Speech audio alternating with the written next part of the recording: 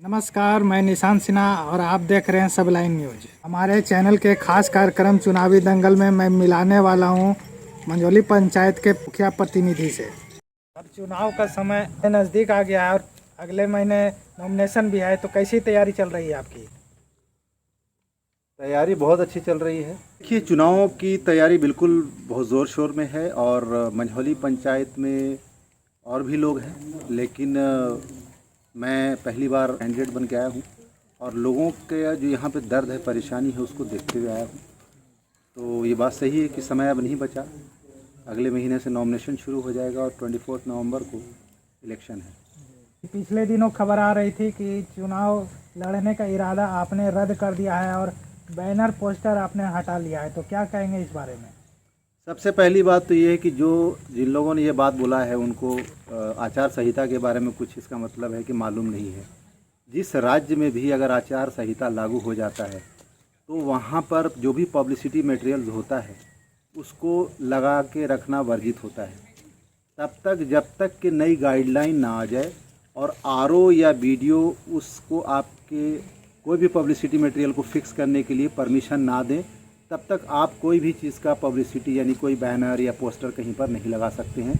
ये कानूनन जुर्म है और इस पर इलेक्शन कमीशन चाहे तो आपके ख़िलाफ़ बहुत बड़ा एक्शन ले सकता है।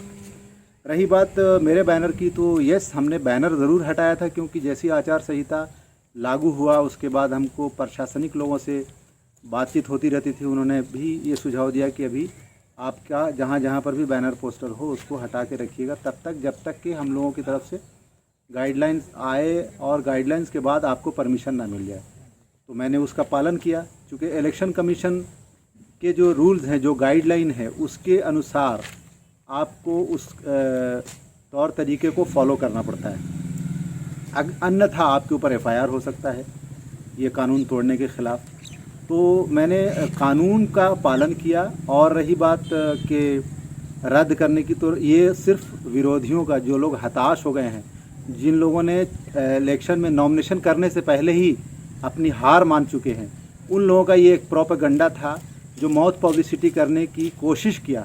लेकिन जो लोगों ने मुझे इस पंचायत में इस जगह पे लाया है, उन लोगों ने जहाँ जहाँ भी मेरा लोगों के पास ऑलमोस्ट सभी लोगों के पास नंबर था, डायरेक्ट उन्होंने कॉल किया और इस चीज़ को क्लियर किया कि ऐसा ऐसा रूमर आ रहा है। तब मैंने उस चीज़ के ऊपर उनको बताया कि भाई ऐसा ऐसा आचार संहिता का उल्लंघन होता है। अगर आचार संहिता लागू हो जाता है उसके बाद अगर आपका बैनर पोस्टर लगा रहता है, उसके बाद कुछ और भी लोगों का बैनर पोस्टर था जो प्रशासन ने बाय फोर्सली उसको उखाड़ के नोच के ले गए।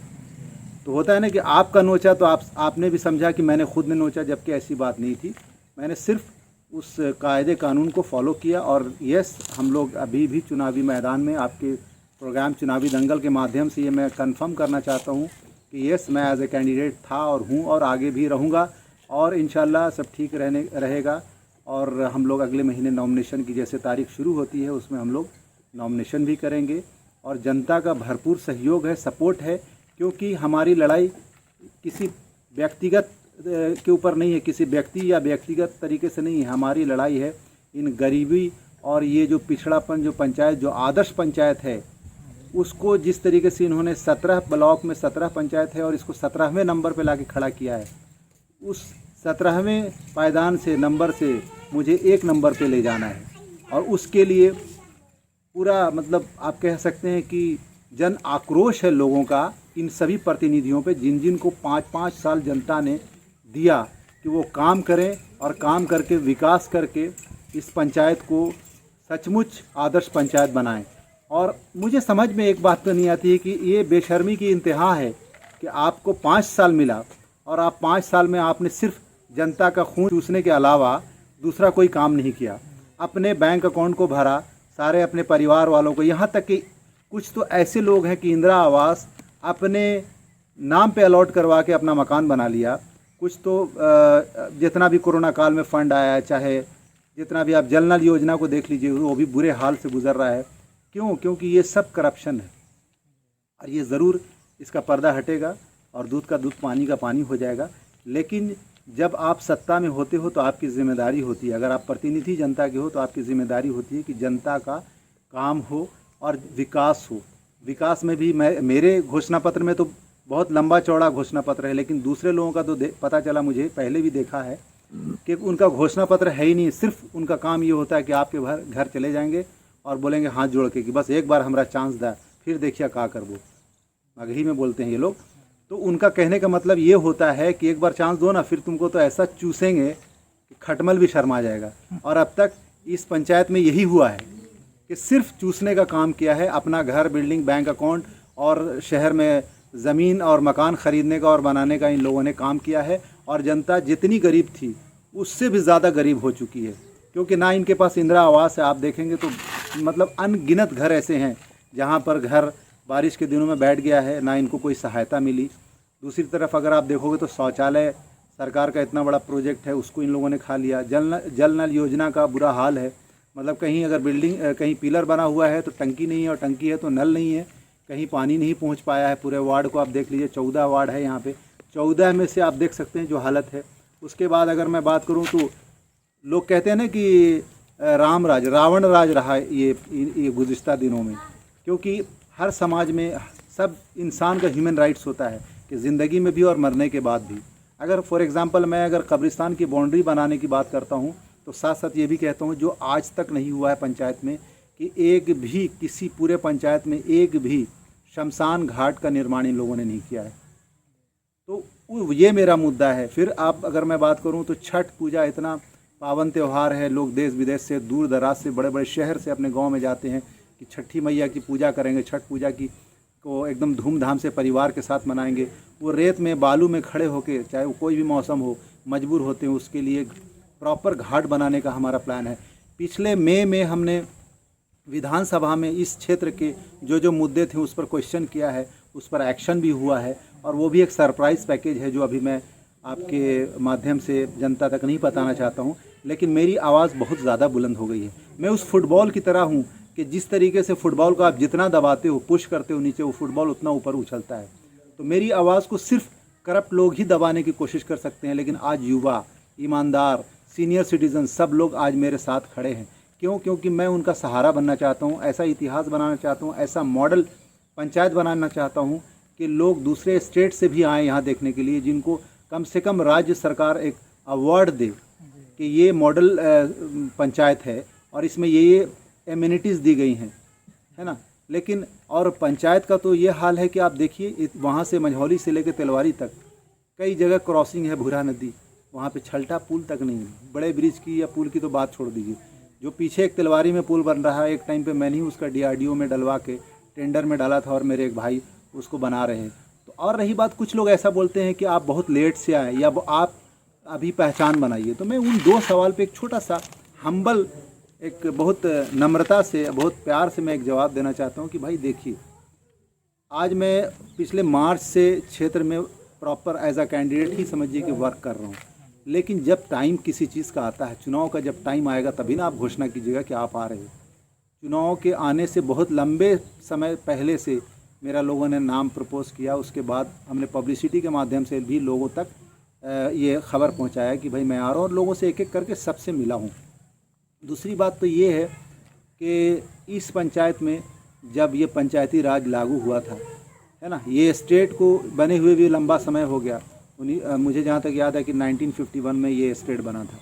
उसके बाद जो यहाँ पर पंचायती राज का इलेक्शन हुआ तो मेरे दादाजी, इनका स्वर्गीय हसीबुल्ला खां साहब, यहाँ के मुखिया थे 3 बार, और 3 बार ऐसे नहीं थे, उन्होंने काम किया था। लोग गरीब कोई भी चला जाता, किसी भी तरह की मदद लेने जाता तो उसकी मदद होती थी। आज एक बार से दोबारा जितना मुश्किल हो रहा है लोगों को, इससे साफ जाहिर होता है कि किस स्तर पे करप्शन चढ़ चुका है। और मेरी सिर्फ लड़ाई इन चीज़ों से है, गरीबी से, बेरोज़गारी से, है ना। मेरी और मैं सब युवा को, हर वर्ग के लोगों को एक तरह से, जिस तरीके से एक बागीचे में फूल 5 तरह का रहता है तो कितना खूबसूरत लगता है, एक सफ़ेद गुलाब आप लगा के रखिए उतना अच्छा नहीं लगेगा। तो जब तक हर समाज के लोग, हर जात के लोग एक साथ एक प्लेटफॉर्म पे नहीं आएंगे, एक खूबसूरत समाज का निर्माण नहीं हो सकता है। तो ये लोगों का काम है प्रोपेगेंडा उड़ाना, ये हताश है उनकी, ये वो चाहते हैं कि वोटर्स को भ्रमित करें। लेकिन उन सब से मैं डायरेक्ट, एक दूसरे को हमारा कनेक्शन ऐसा है कि हाँ, वो लोग मुझे डायरेक्ट जानते हैं और मैं उनको डायरेक्ट जानता हूँ, बाय नेम बाय फेस। तो आप किस किस से नेगेटिव पब्लिसिटी कराएंगे? अभी आने वाला समय चुनाव का है, आप खुद देख लीजिएगा कि किस तरीके से कौन कहाँ जाता है। एक अच्छा विकल्प बना हूँ लोगों के लिए मैं। बाकी देखते हैं ये चुनावी दंगल में क्या होता है वो तो समय बताएगा, लेकिन मेरा जो अच्छा काम और यहाँ के लोगों के लिए जो काम करने का जो अभियान शुरू हुआ है, ये जब तक मेरी जिंदगी है तब तक ये अभियान चालू रहेगा और विकास का यहाँ पर झड़ी लगा दिया जाएगा। प्रतिनिधि और दूसरे प्रतिनिधि फर्क क्या है?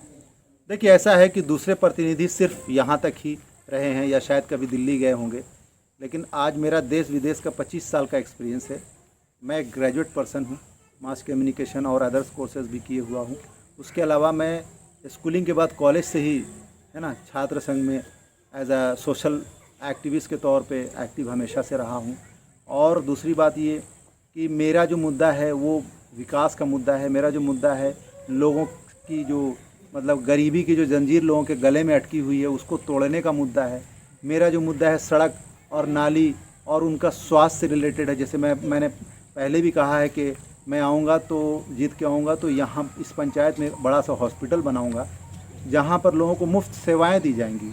उसके बाद वार्ड क्लिनिक बनाऊँगा, हर वार्ड में एक क्लिनिक, एम्बुलेंस 24/7, उस एम्बुलेंस का नंबर रहेगा सबके घर पे। किसी को कोई भी तकलीफ हुई वो वहाँ से फ़ोन करेगा और एम्बुलेंस उनके घर के बाहर पहुँचेगी। और जैसे वृद्धा पेंशन है और ऐसी कई सारी सरकारी स्कीम्स हैं जो अब तक लोगों तक नहीं पहुँची है, लोग अब तक वंचित हुए हैं। एक बहुत बड़ा तबका है जिसको पूरा पता ही नहीं है, वो ब्लॉक तक नहीं जा सकता, वो इमामगंज तक नहीं जा सकता। मेरे वक्त में वहाँ के पदाधिकारी यहाँ आएंगे, यहाँ पर कैंप लगेगा, आपकी सुनवाई डायरेक्ट सरकार के लोगों से होगी। तो ये सारे जो प्लान हैं, जो मॉडल प्लान हैं, उनके पास कुछ भी नहीं है सिवाय ये बोलने के कि बस एक बार जिता दीजिए। जनता उनसे पूछती है कि आपको 5 साल हम लोगों ने जिताया, तब क्या किया, उसके बाद और कई साल आप हारने के बाद आपने लिया, तो उसमें एज ए स्ट्रॉन्ग विपक्ष आपने क्या क्या प्रतिनिधि से सवाल किया। उस मुद्दे पे वो खामोश हो जाते हैं, बातों को कहीं और डाइवर्ट कर देते हैं कि अच्छा इस बार मौका दीजिए ना, दिखाता हूँ मैं। लेकिन आपको मैं चैलेंज के साथ ये बात बोल सकता हूँ कि वो वहाँ तक नहीं पहुँच सकते। वहाँ तक वो नहीं, इस पंचायत को जहाँ तक पहुँचना चाहिए एज अ आदर्श पंचायत ये नहीं पहुँचा सकते, क्योंकि इनके पास सोच नहीं है, समझ नहीं है, इनके पास प्लान नहीं है, इनके पास मॉड्यूल नहीं है। जब आप शिक्षित होंगे तभी विकसित होगा, लेकिन ये सब इन सारी चीज़ों से बहुत दूर हैं। और जो हमने देश विदेश में देखा है वो सारे प्लान को कम से कम बेसिक जो प्लान होता है रोज़मर्रा की ज़िंदगी में, रोटी कपड़ा और मकान, और मरने के बाद उसको इज़्ज़त के साथ उसका अंतिम संस्कार, मुस्लिम है तो उसका कब्रिस्तान, इन सब चीज़ों के साथ में आया हूँ। तो ये बहुत बड़ा फ़र्क है मेरे और उनके अंदर। तो एक अच्छा विकल्प बन के लोगों के लिए मैं आया हूँ, इसलिए लोग तवज्जो दे रहे हैं, ध्यान दे रहे हैं और सब ने मन बना लिया है। लेकिन ये कहिए कि यहाँ पर इतना कई जगह गुंडागर्दी हुआ है कि कई जगह ऐसे क्राइम हुए हैं, मर्डर तक हो गए हैं कि लोग खुलेआम बोलने से डरते हैं। किसी ने अपना बाप खोया है, किसी ने बेटा खोया है, किसी ने भाई खोया है, तो वो नहीं चाहता है, वो कहीं ना कहीं डरा हुआ है, कहीं ना कहीं सहमा हुआ है। इस डर को ख़त्म करना है मुझे।